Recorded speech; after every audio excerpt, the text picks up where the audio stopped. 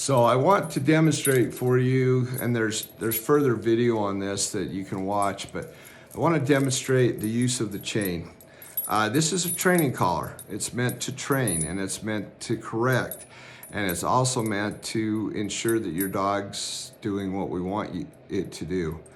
So all our dogs are usually taught on the left-hand side to heel. Now, that means that on the left-hand side that this needs to look like an upside down P. The reason is, again, we're gonna pretend this is the dog's head, but the reason is all you're doing with this correction collar is keeping it loose all the time. It is never meant to be tight. As soon as that chain goes tight, and I wanna emphasize this point, as soon as this chain is tight, you've lost all control of that dog. As soon as it's pulling on this chain, you have lost all control of that dog. I want to reiterate that over and over again. You have lost all control of your dog. So what you have to do is let that hang loose on their neck so they can walk around and do whatever. Now, if my dog starts to go this way and I don't want it to be there, I want it to heel, then I'm just going to say quickly, spot, heel. I'm going to just give it a quick pop. This muscle on its neck is as strong as the muscles in the back of its leg. It's one of the strongest muscles on almost all breeds of dogs. You're not gonna hurt it, you're just giving it a pop, pop, pop. So you gotta practice. Now you're looking clear up at the end of the leash, but again, it's gotta be the same no matter if you're right next to the chain or clear up. You gotta pop the dog and say no. And then, good boy, good girl. You got to praise it, but the chain is the correction tool.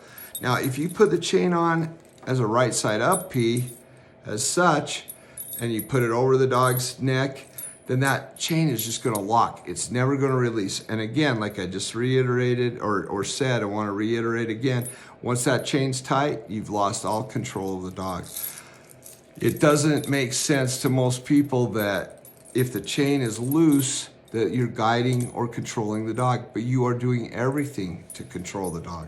Because anytime that dog wants to go sniff something it shouldn't, or you've got it in a heel, you can pop that and say heel, because your dog knows that. Your dog's been through training with us doing this constantly, day after day after day. It's gonna come home and try to ignore this with you. Now, some of the larger breed dogs, or if your dog is a larger, stronger, super hyper dog, you're gonna have to give it some corrections once in a while until it understands, oh my gosh, my owner went to Big Dog Academy too. My owner knows what it's doing.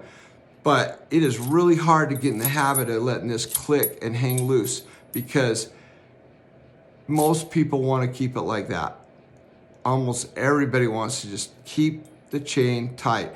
It's called a choke chain. It was never meant to choke. It's also called a training collar. It's what it's for, is for training. This is the correction. All that is just no. The dog hears the chain, it feels the tug, it knows that it's supposed to obey you. So use this chain correctly, use it all the time. This is the most important tool you can use in training. Now, some of you will use a slip lead, which there's some explanation on that, and we'll do some in another video. But the slip lead is a totally different concept than this training collar.